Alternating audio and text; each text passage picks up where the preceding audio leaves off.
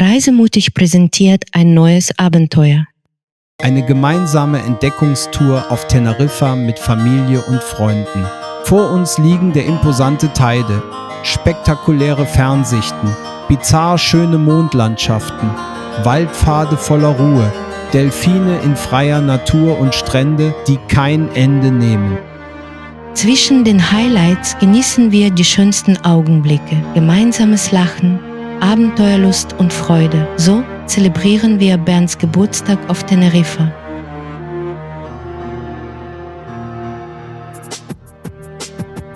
Den Auftakt macht eine Fahrt auf einer portugiesischen Galeere und mitten an Bord ist eine bunte Gruppe, die diese Reise besonders macht. Alice, die gute Seele, die für Ordnung sorgt. Leila, das Herz hinter mitreißender Unterhaltung. Kara, der Ruhepol und Herzlichkeit. Francis, unser Visionär. Krisha, mit einem Blick für Tiefe. Frauke, Lichtquelle der Herzenswärme. Kerstin, ein Bündel an Lebensfreude. Liam, Grillmeister und leidenschaftlicher Genießer. Bernd, unser strahlendes Geburtstagskind. Und Marc, junger Rebell mit Herz. Margot, unermüdliche Abenteurerin. Christoph, charmanter Begleiter. Markus, humorvoller Gesprächspartner. Daria, hinter der Kamera, die all die besonderen Momente einfängt. Kaum gleiten wir hinaus, enthüllt der Atlantik seine ganze Magie. Plötzlich tauchen Delfine auf, ein Naturschauspiel, das jeden an Bord sofort mitreißt.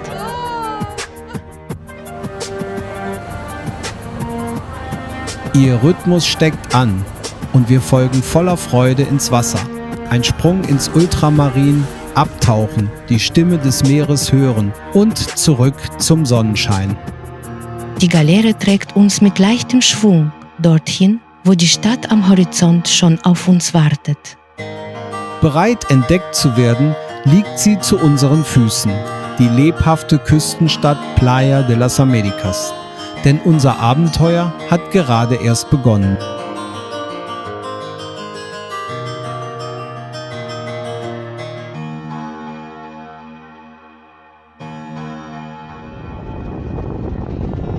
El Médano zählt definitiv zu unseren Highlights an der Südküste Teneriffas. Eigentlich wollten wir in unserem Lieblingslokal den weiten Blick über den Atlantik genießen, doch diesmal wartet auf uns eine andere Darbietung, eine Baustelle direkt davor.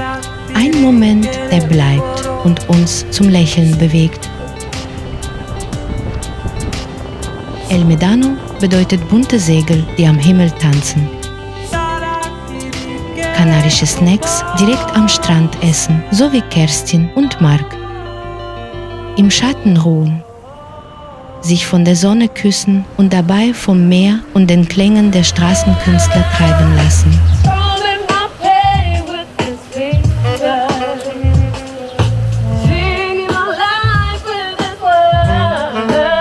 Die Zeit läuft und wir müssen Tschüss, El Médano sagen, einem Ort, an dem selbst die Baustelle zum Lebensgefühl gehört. Zum Geburtstagsabendessen geht es hoch in die Berge nach Villa Flor, einem kleinen, familiengeführten Lokal. Lange überlegten wir, welcher Ort sich am besten für diesen feierlichen Anlass eignet. Costa Adeje und die Küste von Las Américas erschienen uns zu touristisch, wir wollten etwas Echtes. Also fuhren wir durch die Berge und wurden schließlich fündig. Die Bezeichnung des Lokals Casino Club wirkt etwas täuschend. Enttäuscht hat es uns jedoch nicht. Die Zutaten stammen von lokalen Anbietern, frisch, knackig und reich an Aroma. Alle Speisen spiegeln die Insel wider. Kleines Lokal, große Bühne, Playlist nach Lust und Laune und ich konnte nicht widerstehen, mit Daria Tango, Argentino und Salsa zu tanzen.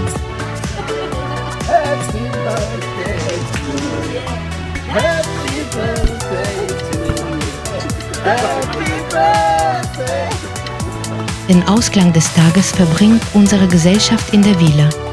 Man stößt mit Sekt auf Bernd an, singt, lacht, lässt die schönsten Momente noch einmal vorbeiziehen und blickt gespannt auf den kommenden Tag.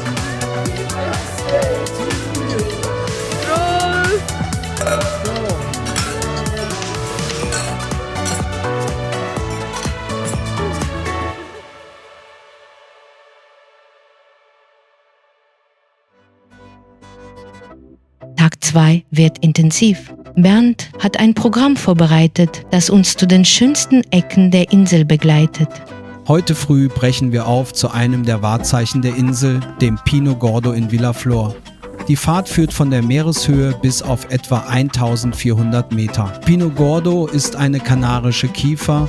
Man schätzt sein Alter auf etwa 700 bis 800 Jahre. Ihr mächtiger Stamm ist so breit, dass man ihn nur in einer großen Gruppe umarmen kann. Mit einer Höhe von etwa 45 Metern ist sie ein beeindruckendes Naturmonument.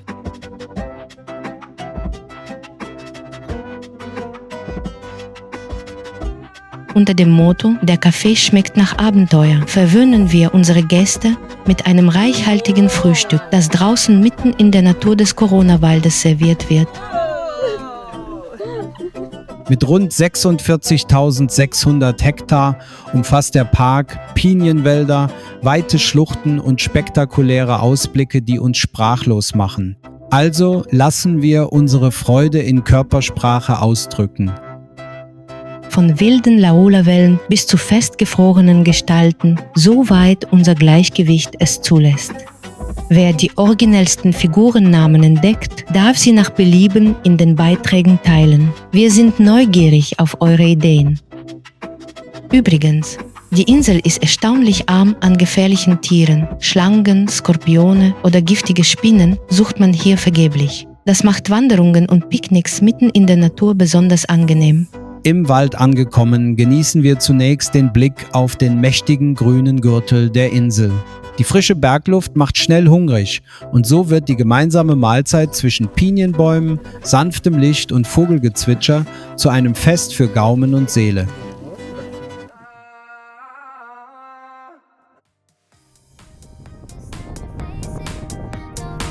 Mit wachem Blick setzen wir unsere Etappe durch den weiten Teide Nationalpark fort. Ein einfacher Parkplatz wird zur Bühne für ein imposantes Panorama. Vor uns erhebt sich der wahre Gigant der Insel, der Teide, Spaniens höchster Gipfel. Anfang Juni zeigt sich diese Landschaft von ihrer sanften Seite. Blühende Pflanzen, klare Luft und ein weiter Blick. Ein Naturbild, das man nicht sofort begreift, sondern einen Moment braucht, um es wirklich in sich aufzunehmen. Wir fahren tiefer hinein durch ein Panorama, das wirkt, als stamme es von einem anderen Planeten. Bald erreichen wir die Roques de Garcia. Die Felsformationen recken sich bizarr in den Himmel, direkt vor der mächtigen Kulisse des Teide. Herzklopfen garantiert. Die Landschaft wirkt surreal. Dazwischen entdecken wir den Tajinas de Rojo, bis zu 3 Meter hoch und mit leuchtend roten Blüten ein farbenprächtiger Beweis für die einzigartige Flora Teneriffas. Schaut euch das an, ist das nicht ergreifend? Der schlafende Gigant, eingehüllt in ein Meer aus Blüten. Am Mirador San José auf über 2000 Metern Höhe lassen wir uns treiben. Hoch über allem thront der Teide. Unser Blick schweift weit über das fantastische Panorama hinaus. Wir streifen durch die Landschaft, spielen mit dem Wind und genießen die stille Weite um uns herum. Vor uns öffnet sich eine Kulisse aus Facetten. Blau, Violett und Grün wechseln sich ab.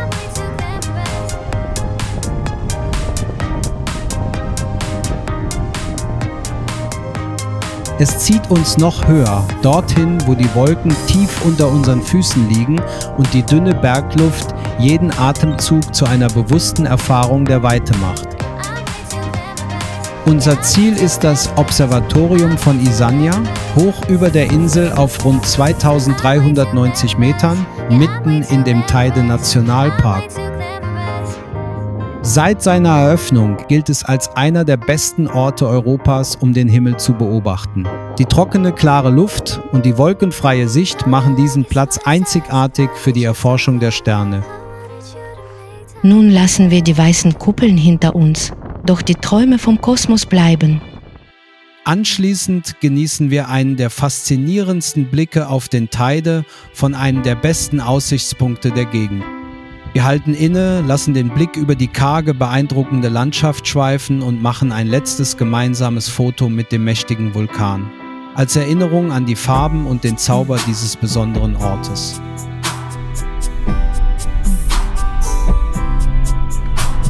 Auf dem Pfad hinab zum Ozean geht das Abenteuer weiter. Diesmal besuchen wir den Esperanza-Wald in etwa 1200 Meter Höhe. Die Luft ist kalt, wir schließen unsere Jacken und atmen tief ein.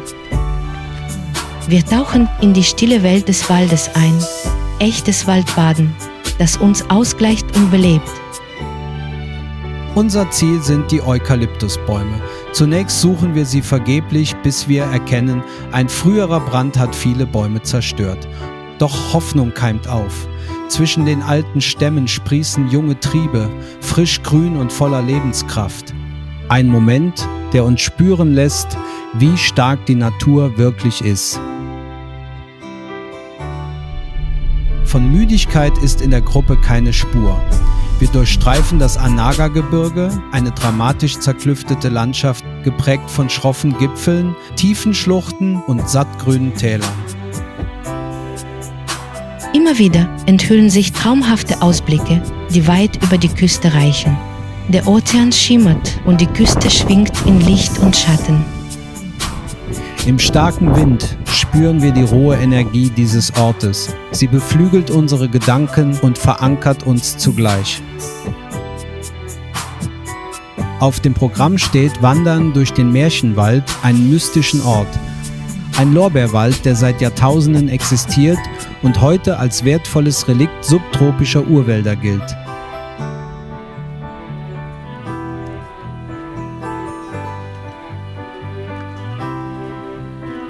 Die Bäume sind einzigartig geformt. Viele Stämme verdrehen sich. Äste winden sich wie fließende Skulpturen, bedeckt mit Moos und Flechten.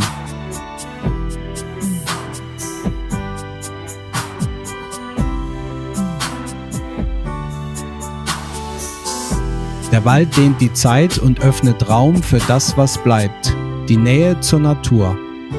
Die Luft ist schwer von feuchter Erde und dem würzigen Duft der Blätter. Jeder Schritt lässt die Gedanken langsamer werden. Es ist magisch und fühlt sich an wie ein altes Geheimnis, ein Enigma, das sich langsam enthüllt. Wie diese Aussicht, die vom Nebel geheimnisvoll geschützt wird.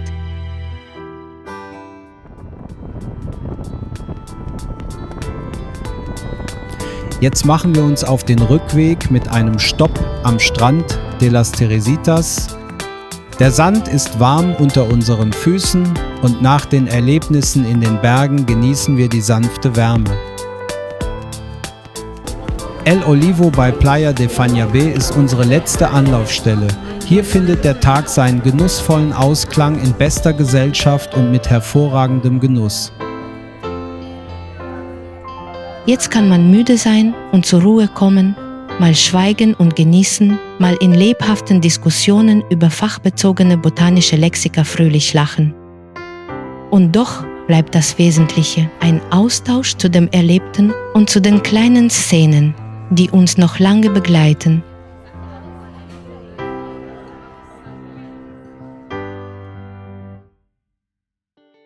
Nichts verliert an Intensität. Auch der nächste Tag schenkt uns unvergessliche Episoden. Wir beginnen in La Caleta, einem eleganten Villenviertel an der Südküste der Insel, wo Bauweise und Landschaftsgestaltung einen spannenden Dialog eingehen. Von dort schlängelt sich der Weg über schmale Landstraßen vorbei an endlosen Bananenplantagen. Zwischen Blätterdach öffnen sich stets neue Blicke auf die Insel. In Puerto de Santiago legen wir einen kurzen Stopp ein. Die kleine Küstenstadt, gelegen zwischen mächtigen Klippen und dem endlosen Atlantik, lädt dazu ein, die idyllische Umgebung mit allen Sinnen, auch digital, festzuhalten. Der Farbkontrast zwischen Himmel, Meer und rötlichem Vulkanboden zieht alle Blicke auf sich. In der Ferne erheben sich die gewaltigen Felsen von Los Gigantes senkrecht aus dem Ozean. Und so folgen wir weiter dem Pfad. Unterwegs begleitet uns skurrile Radiowerbung.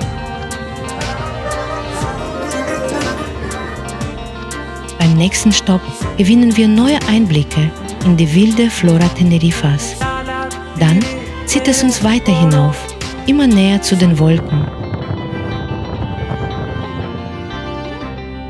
Am magischen Mirador de Scherf, der Aussichtsplattform, halten wir immer wieder inne.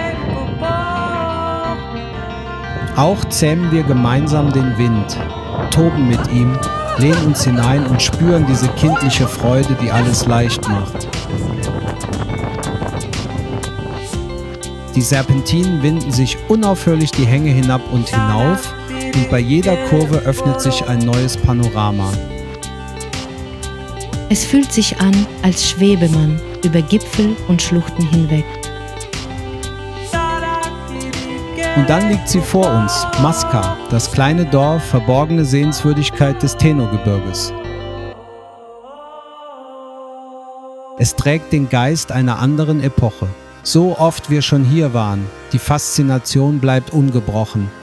Steile Felsen umschließen das Tal, der Blick schweift bis zum Ozean, Palmen wiegen zwischen leuchtenden Blüten in kräftigen Farben.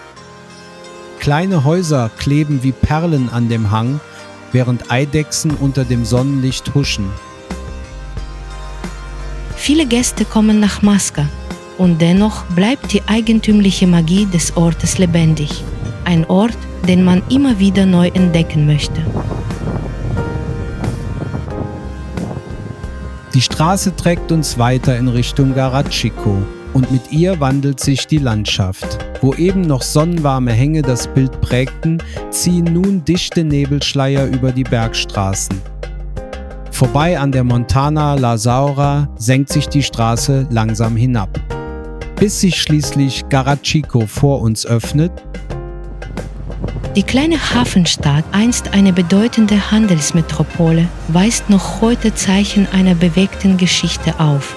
Vor gut 300 Jahren verschlang der Vulkanausbruch Siedlung und Hafen. Die Natur zeigt sich hier ungebändigt. Wolken hängen dicht am Himmel und doch liegt über allem ein Hauch von Glanz. Unser nächster Halt führt uns nach Ico de los Vinos, einer Stadt an der Nordwestküste Tenerifas.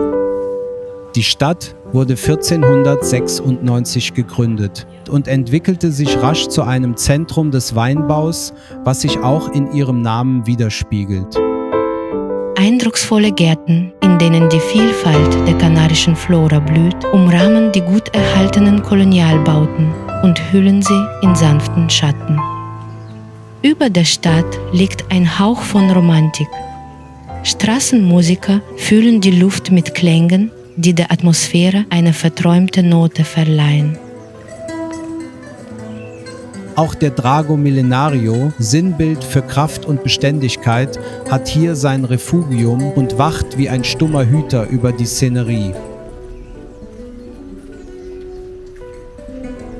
Icot de los Vinos entfaltet ihren besonderen Rhythmus in den kleinen Gassen zwischen Architektur einheimischer Flora und sanft plätschernden Brunnen.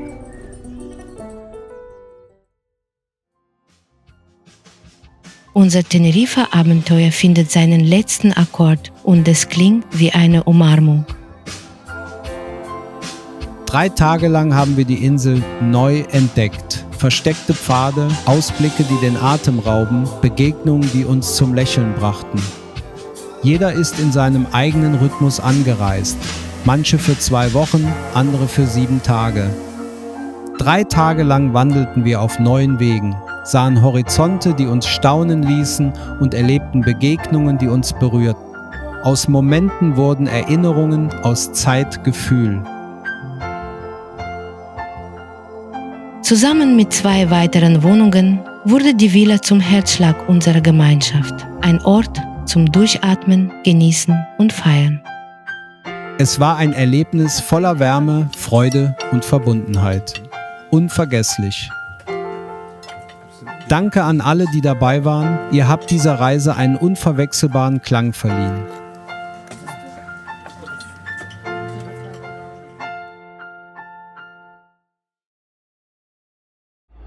Ich glaube, Viele unserer Gäste sind inzwischen zurückgekehrt. Heute sind wir nur noch zu dritt unterwegs, Daria, Bernd und Francis. Unser Ziel ist es, die Spuren der noch vorhandenen Eukalyptuswälder aufzuspüren. Auf der Strecke halten wir die Augen aufmerksam auf, bis ein spontaner Stopp uns anzieht. Wir steigen aus, neugierig auf den Ort und gehen tiefer hinein. Sofort fällt uns die Vielfalt der Pflanzen auf. Es wirkt, als hätte hier einst ein Garten existiert, nun aber erobert sich die Natur ihr Terrain Stück für Stück zurück. Daria ist begeistert von wilden Blüten, die sie in dieser Form noch nie gesehen hat. Zwischen Farnen, Gräsern und Sträuchern entdecken wir tatsächlich auch Eukalyptusbäume. Kein dichter Wald, aber doch genug, um die Sehnsucht nach ihnen zu stillen. Dieser Ort hat eine besondere Stimmung, schwer zu beschreiben und doch unmittelbar spürbar. Für uns wurde er zu etwas Eigenem. Wir gaben ihm einen Namen, das verschollene Paradies. Der Gedanke, endlich eine längere Wanderstrecke durch einen Eukalyptuswald zu finden, lässt uns nicht los. Unser nächster Halt, La Esperanza, Parkplatz gegenüber der Feuerwehr. Kaum überqueren wir die Straße, umfängt uns der Zauber. Eukalyptusbäume, hoch und stolz eingehüllt in ein Meer wilder Blüten. Zwischen ihnen wächst der eindrucksvolle Baum Löwenzahn, der hier wild gedeiht. Ein seltener Anblick, der die Landschaft fast märchenhaft wirken lässt. Wir könnten stundenlang dort wandern, uns verlieren in Düften und Lichtflecken, doch der Pfad ist kürzer, als wir gehofft haben. Nun folgen wir der TF24 bis zum Tal Barranco de los Samarines. Hier erleben wir, wie die Eukalyptusbäume sich an den Felsen festklammern und ihre Wurzeln das Gestein umschlingen. In der Nähe entdecken wir kleine Eukalyptusfrüchte. Nach diesem Naturerlebnis genießen wir bei El Zarzal eine einfache, aber köstliche Mahlzeit, während der Nachklang des Waldes noch bei uns bleibt.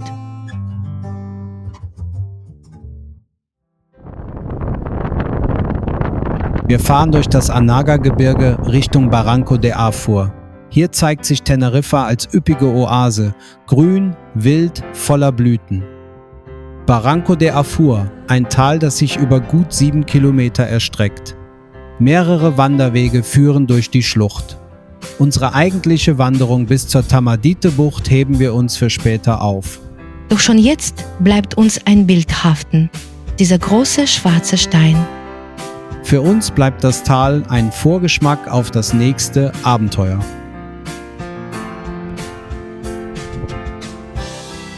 Die Faszination des Lorbeerwaldes lässt uns nicht los. Wir tauchen erneut in seine geheimnisvolle Welt ein. Dicht stehen die Bäume, ihre Kronen wölben sich wie ein grünes Dach über uns. Zwischen den Stämmen ragen riesige Farne auf, ihre Blätter entfalten sich wie urzeitliche Fächer.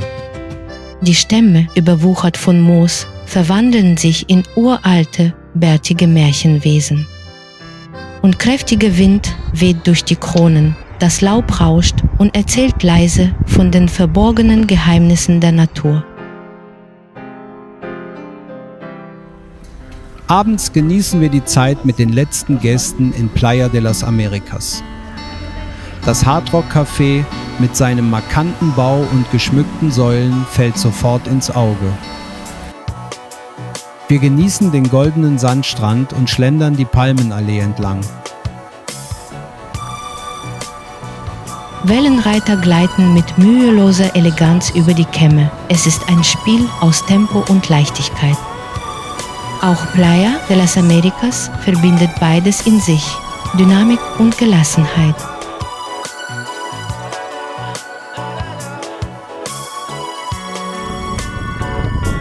Heute ist unser letzter Tag auf Teneriffa und wir sind nur zu zweit unterwegs. Unser Ziel, der Arco de Tajau, ein natürlicher Steinbogen in der Gemeinde Arico, etwa 20 Minuten von El Médano entfernt. Wir kommen früh an und der Ort ist fast menschenleer. Dann dieser Augenblick, Bogenschein wie eine Pforte, nicht nur zu einer Gegend, sondern zu einem Abschiedsgefühl, symbolisch gefasst.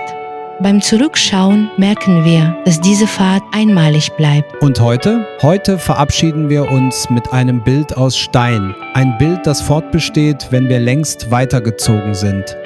Stimmen, ein Chor, das Stimmen, ein Chor, das ein Chor, das ein Chor, das Stimmen, ein Chor, das Stimmen, ein Chor, das mir vor der Tür Freiheit im Ohr. Abends das Feuer, Geschichten so klar vom Leben, vom Träumen, was einmal war. Grille Musik, der Himmel voll Blut, die Nacht roch nach Salz und nach Mut. Am Morgen mein Tag, 55 Jahre Biene im Licht, wie wunderbar. Emidanorie, Wellen und Wind, wir badeten laut, wie wir halt sind. Später Villa Flor mit Wein und Gericht, die Sonne sank, doch vergaß uns nicht. Guck, ein Basmus ist vor mehr als nur ein Ziel. Das war Leben, das war 4, 12 Freunde, ein Gefühl, so echt, so schön, so still, Teneriffa. Unser Traum, eingraviert im Zeitenschirm. Und wenn wir wieder mal vorbei, weiß ich, das bleibt dir weiter, war schon offiziell, stay spaßlos. Es war mehr als nur ein Ziel.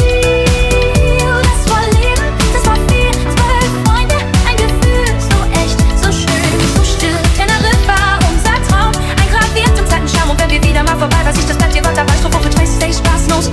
Die Berge, ein Film aus Stein, die Wege schmacht, der Mut allein, dann nie gut. Der Baum so 1000 Jahre, sein Blick so kalt, doch wir lachten, hielten fest. Die Zeit, die uns nicht losgelässt, zurück zu reller Musik im Wind, wo alle wieder Freunde sind. Carla, Krisha, Margot, Licht, Franzis lacht und Kerstin spricht. Markus hebt das Glas zum Gruß, Leila vorgetanzt im Abendgruß. Alisa und Mark, jung und frei, Liam lacht mit Davia dabei. So klingt das Leben echt und weit, unsere Woche für die Ewigkeit. Hochleib, Bars, Moses vor mehr als nur ein Ziel. Das war Leben, das war 4, 12 Freunde, Ziel. So echt, so schön, so still, Teneriffa, unser Traum. Bögen graviert in Zeitenschau, wenn die Jahre ziehen vorbei. Bleibt die Liebe, bleibt dabei, hochführten kurz Unendlichkeit. Hochleib, Bars, Moses vor mehr als nur ein Ziel. Das war Leben, das war 4, 12 Freunde, Ziel. So echt, so schön, so still, Teneriffa, unser Traum. Bögen graviert in Zeitenschau, wenn die Jahre ziehen vorbei. Bleibt die Liebe, bleibt dabei, hochführten kurz Unendlichkeit. Hochleib dabei.